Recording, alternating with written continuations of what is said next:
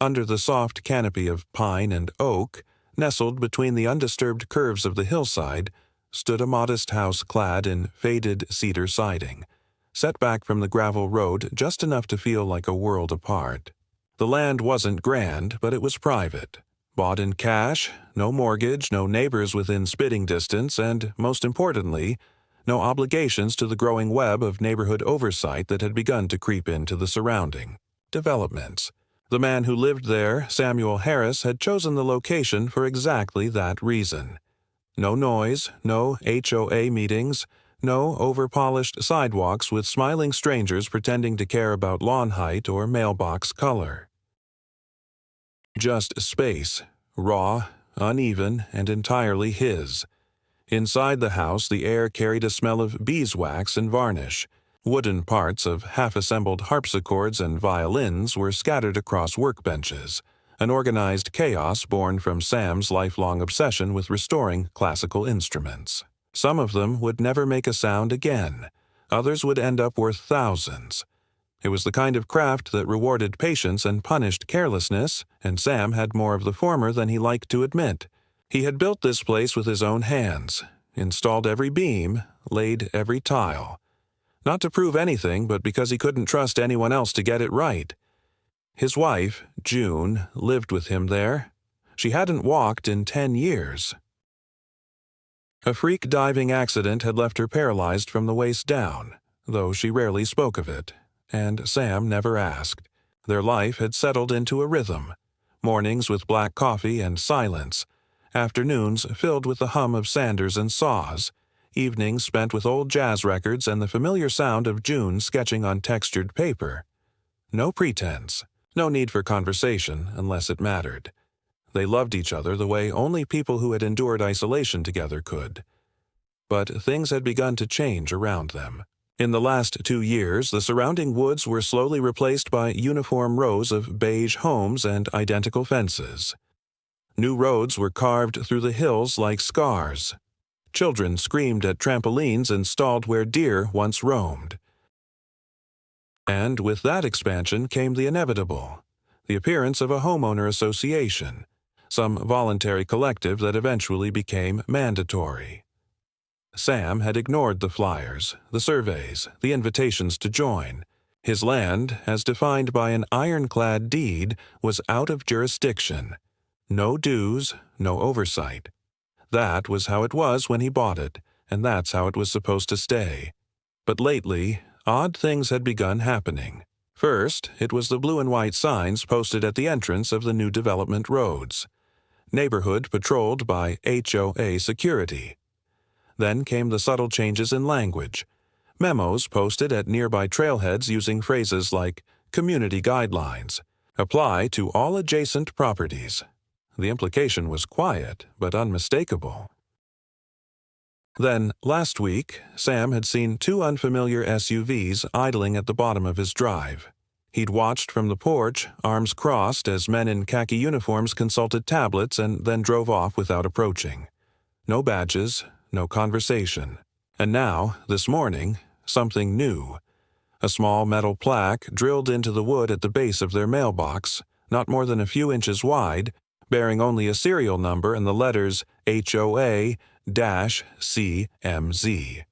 Sam didn't touch it, didn't mention it to June, but he stared at it for several minutes, the morning air turning stale in his lungs. That plaque hadn't been there yesterday. That evening, as the sun pulled long shadows across the ground and a bitter chill seeped into the soil, Sam sat on the porch with a glass of water and the same rifle he always kept near. Not out of fear, but habit. There wasn't much ceremony in his life. He had stripped most of it away over the years, but one thing he held on to was control over the land he called his own. Not just the trees or the structure or the gravel under his boots, but the perimeter, the silence, the right to decide who was welcome and who wasn't. And now, as the air thickened and the moon slid into position overhead, Sam had the distinct feeling that someone else had begun to make decisions about his property. Someone he hadn't invited. It started on a Wednesday afternoon, the kind that passed without urgency, slow and muted beneath a sky swollen with low clouds. Sam had spent most of the day in his workshop, bent over a disassembled 19th century mandolin, the type with double coarse strings and inlays of mother-of-pearl worn smooth by time and sweat. June had stayed inside as usual, her wheelchair parked near the wide window in the living room, a sketchpad balanced on her knees, her pencil moving in slow arcs like clock hands, tracing out forms only she seemed to understand. There was a rhythm to the day, quiet but precise, and it was that rhythm that was broken so cleanly, so jarringly, it was like a power line had snapped. When Sam returned from the shop, only 20 yards away, across a garden path now littered with red leaves, he noticed the front door wasn't fully shut. It had latched earlier, he was sure of it. A gust of wind couldn't have moved the deadbolt. Something cold crawled up the back of his neck as he approached. His boots felt too loud on the porch boards. The rifle wasn't in his hands, but his palm itched for it. He stepped inside. The lights were on. June sat in her chair near the window just as she had been earlier, but her sketchpad was on the floor and her hands were clenched in her lap. She looked at him, her expression pale and unreadable, but her voice was steady, almost unnervingly so. "They were here," she said. "2 of them, in uniform." Sam didn't speak. He moved to the window, looking out automatically as if expecting to see someone still walking down the gravel drive. Nothing. Just trees and wind. When he turned back, she continued. "They knocked, said they were from the HOA Security Enforcement Division, showed badges, not police, not deputies, something else. I told them they had the wrong address, that we weren't part of any association. One of them said there was a jurisdictional reassessment. He used that word, reassessment, like it was supposed to explain everything." Her voice caught slightly then, not with fear, but offense. Violation. Sam saw the thin red line on her forearm just below the elbow. "I told them to leave. I told them to wait until you came back. I didn't raise my voice. But then, one of them..." He reached for the wall behind me, said he needed to scan the structure for compliance tags. I tried to block him. He didn't hit me, but he shoved the chair, hard enough to roll me back into the table. The sketchpad went flying. Then they just left. Didn't say anything else. Sam's eyes settled on the corner of the room where the table leg was broken clean in half. The water glass she kept near her art supplies was on its side, a shallow pool still darkening the rug beneath it. He knelt down and picked up the pad, setting it back in her lap with slow precision, and then walked to the front door. He stepped outside, scanning the porch, the steps, the gravel, searching for anything they might have left behind. Footprints, tire tracks, evidence of authority. At first, there was nothing. Then he noticed the mailbox again. The small metal plaque was gone. In its place, drilled with the same 2 holes, was something new. A circular black tag, no bigger than a silver dollar, glossy and featureless except for a recessed white dot in the center.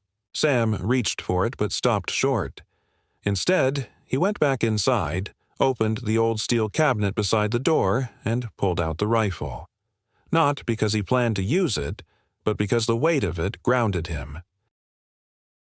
The process of checking the chamber, sliding the bolt back and forth, reminded his hands of something familiar, something honest. He called no one. There was no one to call. The sheriff's office would ask for names, would ask for evidence, would ask why he didn't call when the men were still present. They would file a report, say they'd look into it, and then nothing would happen. He knew this because the HOA wasn't an official authority. They were a private entity, formed from paperwork and petty power, but armed with lawyers, money, and the complicity of silence.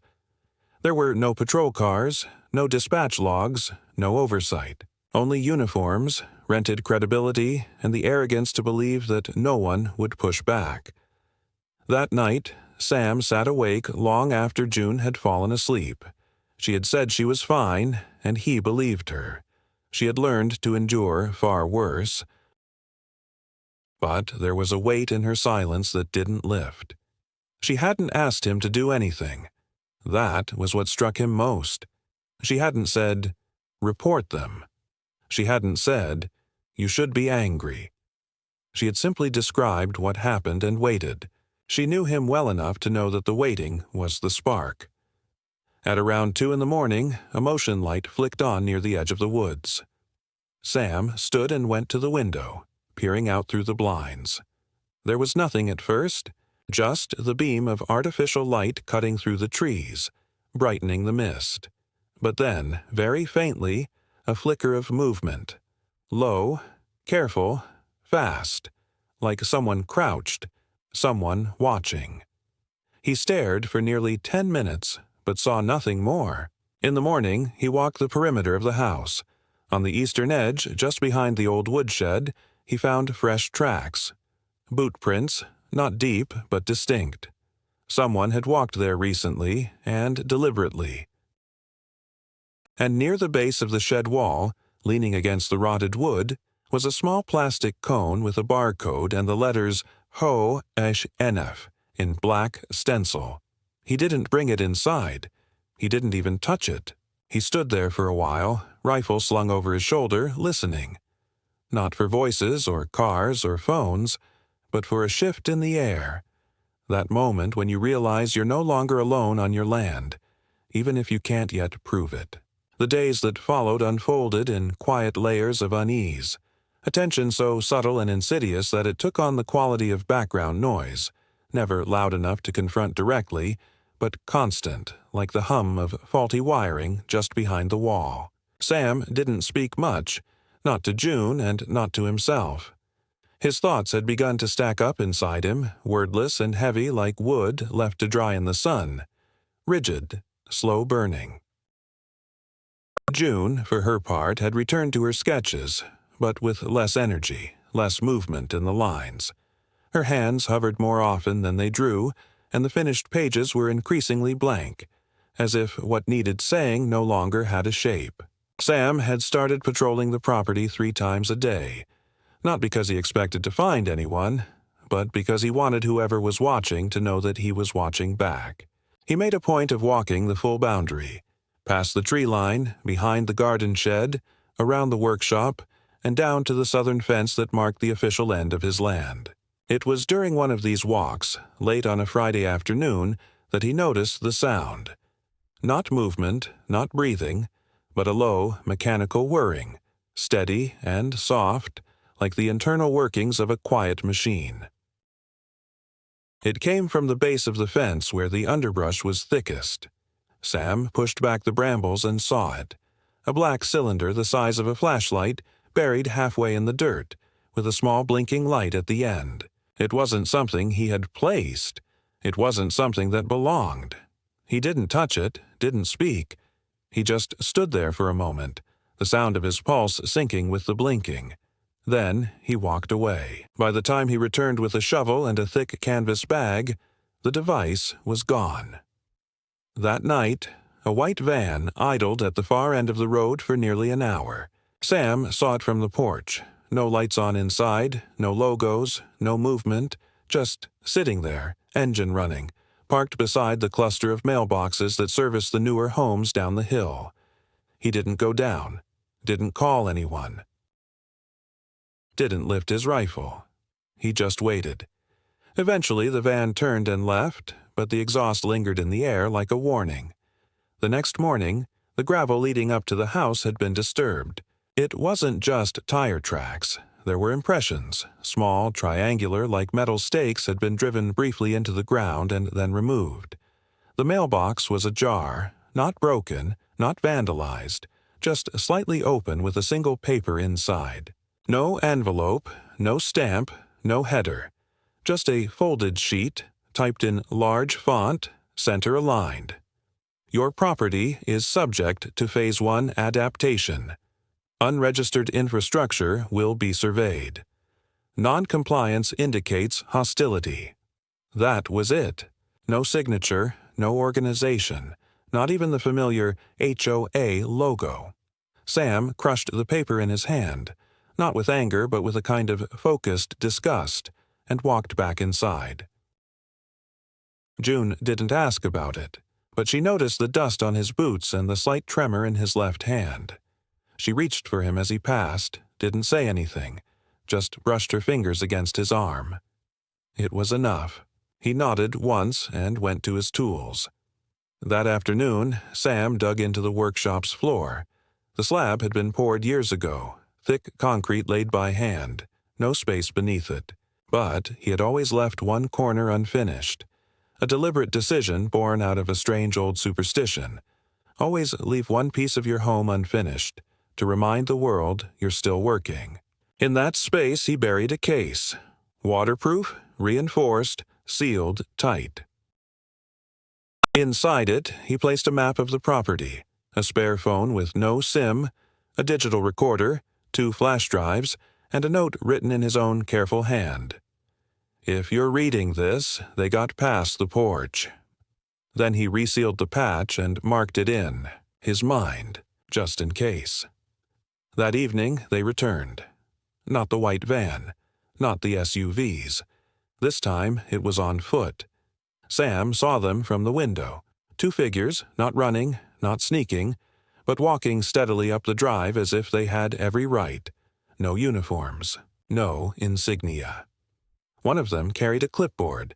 The other had what looked like a measuring device, a long rod with a digital display. Sam didn't go outside. He stood at the window and watched as they paced the edge of the property, stopping every few feet to write something down or scan the ground. At no point did they look at the house. They were surveying him. Sam waited until they were almost at the southern edge, then opened the front door and stepped out. He didn't say a word. The sound of the screen door creaking was enough to draw their attention. They turned in unison, calmly, professionally. "Afternoon," said the one with the clipboard, a thin man with a sharp collar and no visible ID. "You're Sam Harris, correct?" Sam didn't answer. The man continued. "We're here to complete the preliminary assessment of Lot D937. Standard compliance walkthrough. You don't need to do anything. We'll be finished shortly." "This land isn't part of your compliance zone," Sam said, voice low and even. The man smiled. It was polite, practiced, tired. "There's been an update. Your lot falls within the extended perimeter. The registry has already been adjusted." "By who?" The smile didn't change. "By authorization." He turned back to the clipboard, scribbling something. The second man continued his scan, walking directly beneath the windowsill where June now sat, watching through a crack in the curtain. She said nothing. Sam didn't move. The 2 men finished their circuit and left without another word. No paper left behind, no warnings, no threats, just the steady, silent erosion of ownership, like sand slipping between fingers. Later that night, the perimeter lights stopped working. All of them. At once. Sam checked the breakers, the batteries, the circuits. Nothing obvious, no power outage, just darkness, deep and deliberate. He sat with June on the couch, her head resting lightly against his shoulder, and listened to the silence that now pressed in on them from all sides. They hadn't broken in. They hadn't vandalized. They hadn't even raised their voices. But Sam understood now that they didn't need to. What they were doing was worse than intrusion. It was absorption. Dismantling the boundaries of control piece by piece, replacing them with rules that couldn't be fought because they weren't written down. And outside, somewhere in that dark expanse beyond the window, the watchers were waiting to see what he'd do next. The day began with light that felt off somehow. Not dim, not overcast, just flat, like everything was behind frosted glass. Sam stepped outside before the sun had finished rising, coffee steaming in his hand, rifle slung across his back not out of immediate necessity but because by now it had become part of his silhouette. The gravel beneath his boots had grown uneven from the constant pacing. The repetition of these patrols he didn't want to call patrols. He stopped by the front gate, what passed for one, and looked out across the road, where the trees ended and the rest of the world began. There was nothing there. Nothing visible at least, but the air was wrong. It didn't move, didn't shift the leaves. It just hung there, waiting. By the time he returned to the porch, June was awake. She was already at her usual spot, the wheeled chair angled toward the window, sketchpad untouched in her lap.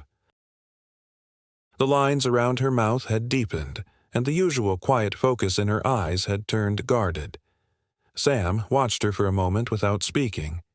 He didn't need to ask. She hadn't slept. Neither had he. What broke the stillness was something so small, so banal, it felt surreal. A package on the porch. It hadn't been there when Sam went outside. There had been no knock, no sound of a vehicle approaching. Just a plain cardboard box sealed with silver tape and a return address that didn't exist. No name. Just a string of numbers and letters, and beneath it the phrase, Compliance Media Unit. He didn't touch it right away. June saw it too and said nothing. He walked past it into the house, fetched a pair of heavy gloves and a pry tool, then opened it on the workbench in the shop. Inside was a flat white device resembling a digital photo frame, except it bore no buttons, no ports. It activated as soon as he touched it. The screen flickered, then stabilized. What played wasn't a video in the usual sense. It was a compilation of short, soundless clips edited together with machine precision. Sam recognized each location instantly. Aerial views of their home from multiple angles, his workshop from above, even the slanted roof of the shed caught from some unseen perch. There were static frames, too. Images of Sam walking the perimeter, of June sitting at the window, of his hands holding the rifle while standing on the porch. Every shot was time-stamped. The overlay graphics crisp and official-looking, though there were no watermarks, no agency logos. The final clip was only a few seconds long, a slow zoom toward their bedroom window from the tree line. The camera held its gaze for a moment, then cut to black. Sam stood motionless, heart neither racing nor slowing, just humming behind his ribs like a second pulse. He turned off the device and slid it back into the box, resealing it as best he could. Then he carried it out behind the shed, doused it in kerosene, and lit a match. He didn't watch it burn. He walked away before the flame fully caught. Inside, June was waiting. Her expression was not frightened but narrowed, alert, focused in a way that unnerved him more than any show of panic would have. When he told her what was inside the box, she didn't ask what it meant. She only said, "They're pushing us to react." He nodded, "And they're recording how." That afternoon, they lost a signal on every device in the house. Not just Wi-Fi, everything. Cell towers, satellite radio, even the emergency band Sam kept as a fallback. At first, he assumed it was coincidence, weather interference, maybe a downed line, but the timing was too neat. He drove into town with the backup truck, left June behind only after she insisted he go. At the gas station 15 miles out, his phone lit up like nothing had ever been wrong. Service restored. No glitches. Just a perfect dead zone around the property. He bought prepaid cards, a burner phone, physical maps. Cash only. On the way back, he noticed something odd near the edge of the forest. A new sign posted along the roadside, embedded into the tree line but just visible from the shoulder. It bore the same sanitized design as the envelope from before.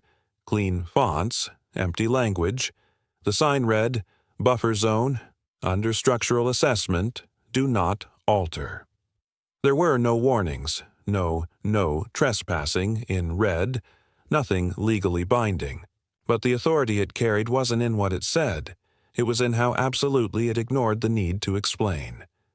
When Sam returned, June was sitting outside under the overhang. Her face was turned toward the tree line, hands resting in her lap, motionless. As he approached, she pointed with her chin toward the gravel shoulder just off their land.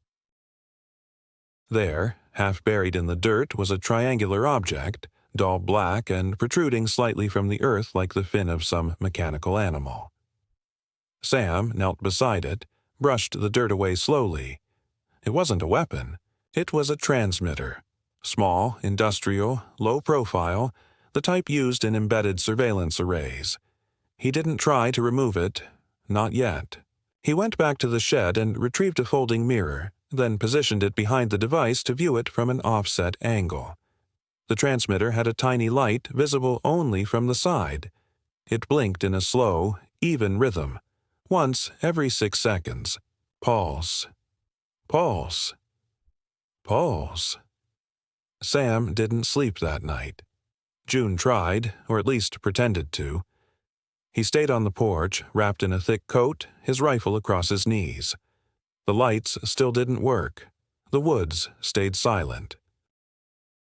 At some point near 3 in the morning, he heard movement. Not loud, not reckless, but purposeful. A soft rhythm of boots on gravel, deliberate and trained. He didn't move, didn't raise the rifle. Instead, he angled the mirror slightly, just enough to catch a glimpse of the edge of the drive. There they were again.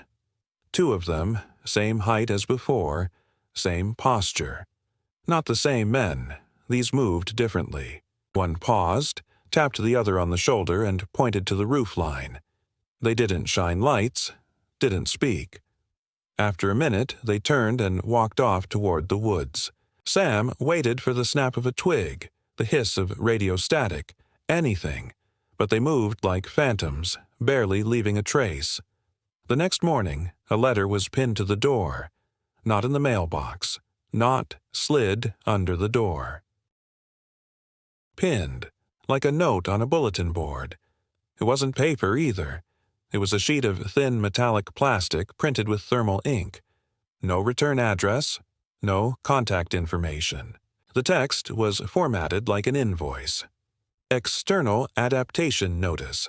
Phase 2, Scheduled Property Designation, 93-7D, Unregistered Entity, Date of Integration, Pending Compliance. Index, below, Threshold, Advisory, Undocumented Infrastructure may be. Removed to align with zonal continuity. Sam read the words twice, then a third time. None of it made sense in any traditional legal framework. There was no statute referenced, no enforcement agency mentioned.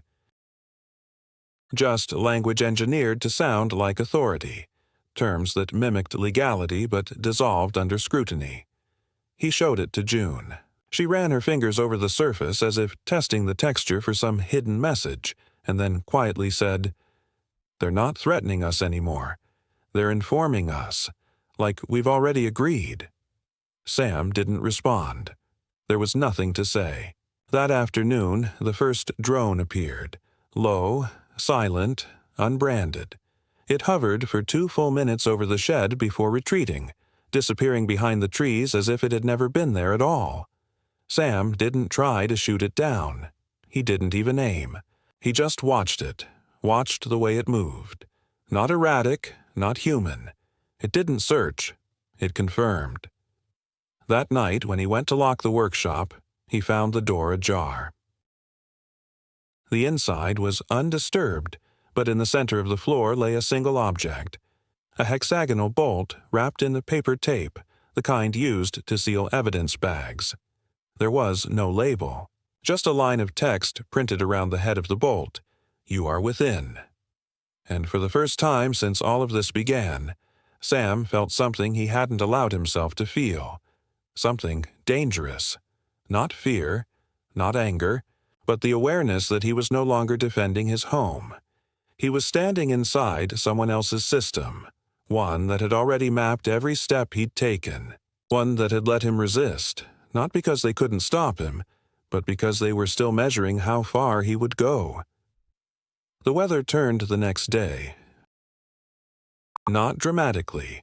No storm, no sudden temperature drop, but subtly, as if the sky had adjusted its pressure just enough to make everything underneath feel thinner, more fragile. The birds that usually stirred around dawn were silent. Even the wind had shifted, moving through the trees at a strange angle, carrying with it the scent of something artificial, like melted plastic or electrical discharge. Sam noticed it as soon as he stepped outside. He looked up instinctively, half expecting to see smoke, but the sky was clear, blue and still, stretched over the house like taut skin. He stood motionless for a while, listening. Nothing. By mid-morning, he heard the humming again. Not the low mechanical whine from before, but a higher-pitched vibration, rhythmic and oddly musical, like chimes buried beneath the floorboards. The sound came in pulses, rising and falling every few seconds, barely audible but persistent enough that once he noticed it, he couldn't ignore it. It wasn't coming from the house. It was coming from beneath the property. He went to the shed, found the metal rake, and started dragging it slowly across the ground in a wide pattern, listening for shifts in tone. When he passed over the spot near the old vegetable beds, the ones they hadn't used in years, the sound grew sharper. He dropped to his knees and began pulling up the soil with his hands, careful not to disturb too much at once. About a foot down, he hit something solid. It wasn't metal. It was plastic, rigid, black, and unnaturally smooth. He brushed away more dirt until he could see the top of it. Embedded in the surface was a small glass eye, like a lens. He didn't know what it was, but he understood what it meant. Someone had installed a device beneath their land. Not near it, not adjacent to it. Inside it. He covered it back up, slowly, deliberately. Not to hide it. He knew they already knew he'd found it, but to give himself the illusion of control, a way to postpone the next move. He returned to the house, walked past June without speaking, and opened the locked drawer inside the bedroom dresser, the one with the signal disruptor. He hadn't used it in years, not since the prototype phase when he still fiddled with radio junk on the weekends, but he had kept it functional. He carried it to the kitchen, powered it up, and let it sit on the counter. At first, nothing happened. The device hummed quietly, like an old fridge, throwing out static in random intervals. Then, less than 5 minutes later, something clicked outside. Not a natural click, not wood settling or an animal moving through the trees, but the sound of pressure releasing, like air being let out of a pressurized container. Sam stepped onto the porch, scanning the tree line. There were 3 small metal rods sticking out of the ground now. New, sharp, each bearing a faint green light at the tip. They hadn't been there an hour ago. He didn't approach them. He turned back toward the house, and when he stepped inside, he found June staring at the kitchen wall. Not the window, not the door, but the wall itself. Her face was pale, jaw tense. "There's sound," she said. "It's inside the house now, not coming from outside anymore." He didn't ask her to describe it. He could hear it too, a low rumble beneath their feet, faint enough to ignore but constant enough to be impossible to forget. The house was humming. That night, the electricity cut out, not violently, not with a pop or a flicker, but gradually. First, the lights dimmed, then the outlets stopped delivering current. The emergency batteries Sam kept charged in the shop had all been drained. Not malfunctioned, drained like someone had leached the energy from them remotely. The backup generator didn't start. The wiring had been severed at the base of the switchboard, clean and deliberate, as though someone had come in during the night and made sure he'd find it exactly that way. He and June spent the night by candlelight. They didn't speak much. Words had become redundant. The air inside the house felt thinner now, as if the pressure had been slowly adjusted to disorient them without them realizing it. At one point, near 2 in the morning, Sam stepped outside to clear his head and saw a light moving slowly through the woods. Not a flashlight, not a drone, but something lower to the ground, like a wheeled device, scanning in measured intervals. It paused at the edge of their garden, then backed away and disappeared. The next day brought something new. Sound. Real sound. At exactly noon, a loudspeaker crackled to life from somewhere near the tree line.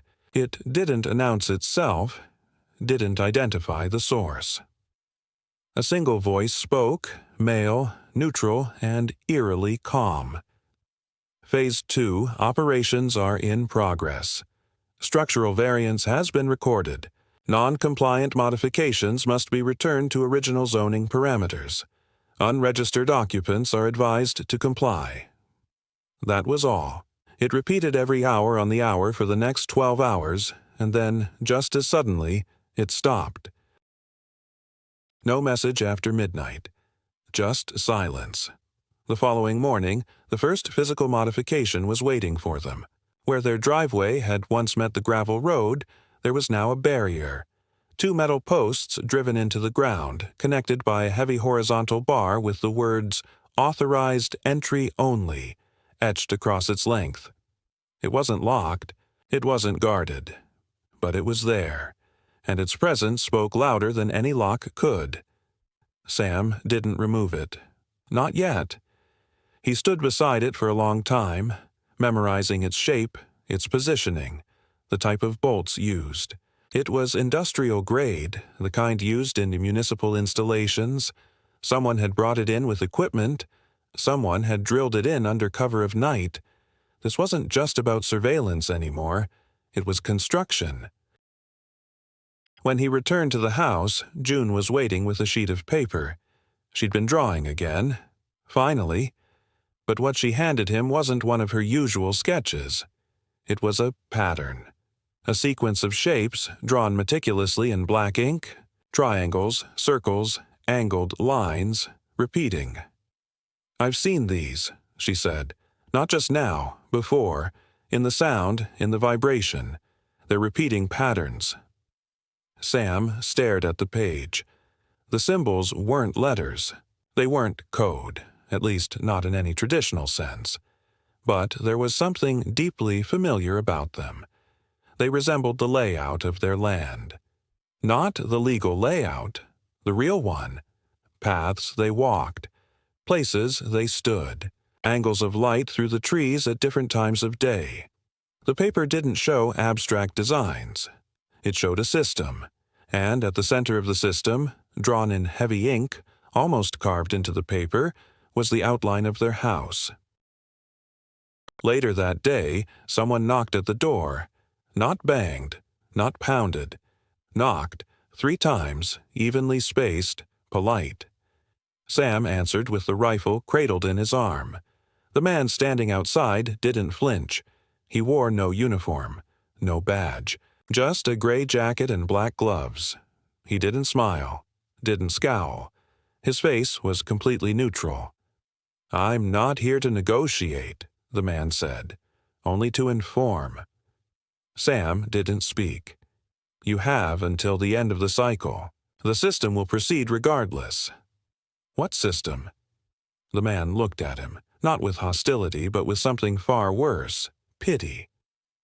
"The one you're already part of." Then he turned and walked away. Not hurried, not cautious, just finished. Sam didn't lower the rifle. He stood there on the porch, pulse steady, eyes fixed on the trees, until long after the man had vanished from sight. And when he finally stepped back inside, he understood something with a clarity he hadn't had until now. This wasn't about control. It wasn't even about territory. It was about integration. Not legal, not military. Something deeper. They weren't trying to force him out. They were trying to absorb him into something that had no center, no leaders, no visible structure, and he knew, when Phase 3 came, they wouldn't knock. It began with the sound of metal shifting in the ground. Low, deliberate, unmistakably mechanical. Not a quake, not a tremor, but the precise torque of something unfolding beneath the soil. Sam had been awake before it started, sitting in the chair by the front window, rifle within arm's reach as always, a cold cup of coffee on the table beside him. June lay still in the bedroom, not asleep, not fully conscious either, her mind drifting in and out of focus. For the past 3 nights she had spoken little, not because of fear, but because of some silent internal work she refused to explain. Her drawings had stopped again. The last one, still taped to the kitchen wall, showed their house surrounded by symbols now doubling back on themselves, recursive, nodding, forming new shapes with each repetition. Sam hadn't removed it. As the noise grew louder, closer, Sam rose and moved out to the porch. The morning was colorless. A thick haze rolled through the trees, not fog, but a fine particulate mist that refracted the weak sunlight into a dull gray wash. He didn't need to walk far. Just beyond the edge of the clearing, half concealed by mist and branches, a structure had appeared. Not constructed in the traditional sense. No trucks, no labor, no delivery. It had simply emerged overnight like it had always been there, waiting to be noticed. A black monolith, smooth and seamless, roughly the height of a man and shaped like a half-sunk obelisk, it jutted from the earth at an angle as though it had pushed through from beneath. Its surface was unmarked except for a single vertical slit glowing with faint, steady white light. No sound came from it now. It didn't pulse. It didn't blink. It simply existed, taking up space with quiet, undeniable certainty. Sam didn't approach. He stood at the boundary of the yard and looked at it for what felt like an hour. Birds didn't return. The wind refused to shift. Everything had paused. Then came the transmission. It wasn't sound, not in the usual sense. The voice that entered his head didn't come from his ears. It was placed there, as if routed directly into the space between thought and recognition. Words, not language. Concepts, not speech. But they formed sentences nonetheless, and though there was no echo, no tonal inflection, he felt their weight press through his spine. This phase concludes with position confirmation. You are within recognized territory. Integration protocols are complete. Behavioral variance remains within accepted range. Final response calibration pending. External dissolution. Unnecessary. Sam blinked. The message ended. His chest rose and fell slowly, as if he had just surfaced from deep water. Nothing had changed physically. The structure remained where it had been. The mist began to recede slightly, revealing that more such structures had appeared, not identical but variations on the same geometric premise surrounding the perimeter of the land. They formed a kind of uneven circle, not symmetrical but intentionally arranged. Sam felt no confusion, no immediate panic. What he felt was worse. Acknowledgement. This was the culmination of everything. Not a confrontation, not a siege, a confirmation.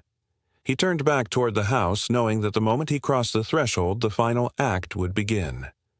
Inside, June was sitting up in bed, eyes fixed on the window. She looked at him without surprise, her gaze unwavering. "They're finished waiting," she said. Her voice was steady, almost calm. He nodded. "I know." That afternoon, as the light faded unnaturally fast, 4 figures emerged from the woods, walking in perfect silence, spaced evenly, wearing no insignia, their faces covered in smooth black visors that reflected the house like a distorted echo. They didn't carry weapons, or at least not any Sam could identify. They stopped precisely 6 feet from the porch and stood in stillness, as though they had arrived not to negotiate or enforce, but to witness. Sam didn't speak.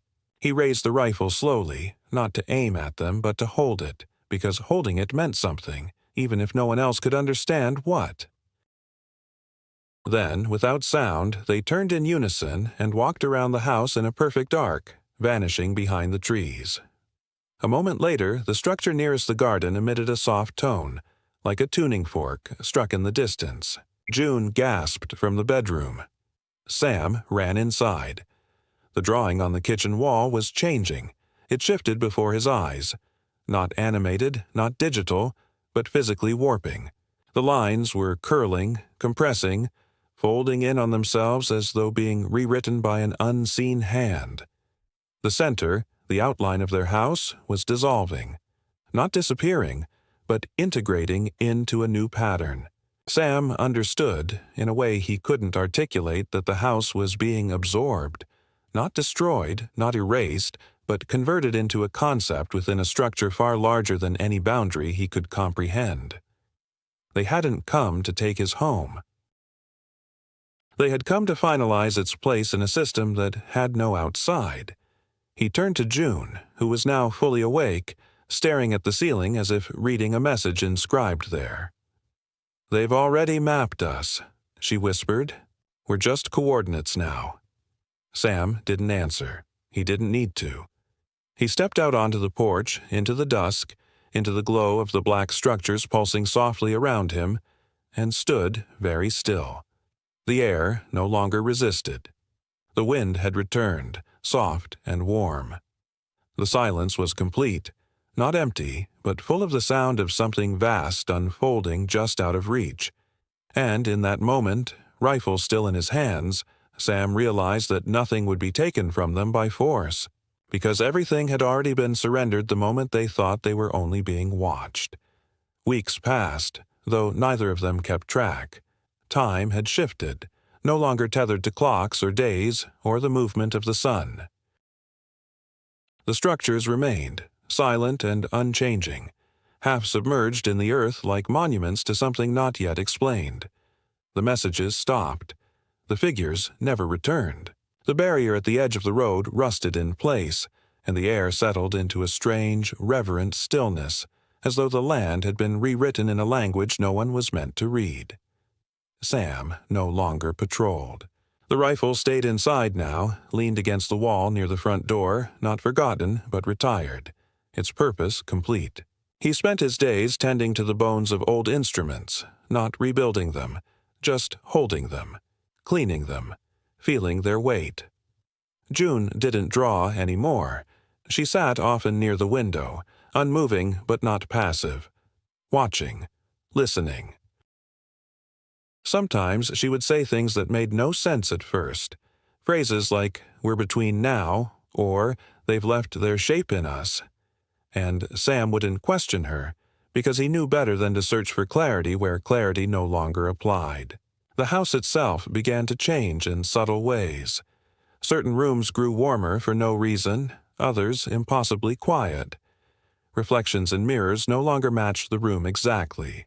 Objects went missing and returned in slightly altered states. An old tool now polished, a photo frame with no image inside. Nothing threatening, just evidence that they were still being processed, perhaps, or remembered. And one morning, Sam found a small device in the middle of the yard. It hadn't been there the night before. It blinked once when he picked it up, and then it stopped. There were no buttons, no screen. Just a small etched phrase across the back, worn but legible. Continuity achieved. He brought it inside, set it on the mantel, and said nothing. Neither of them asked what it meant. They knew the answer. This place, once fiercely their own, had not been taken. It had been catalogued, mirrored, and left standing, because that was the final act. Not removal, not conquest, but inclusion. And they remained. Not by choice, perhaps, but by designation. Not homeowners anymore, not resistors, not victims, just two coordinates inside a system that never introduced itself.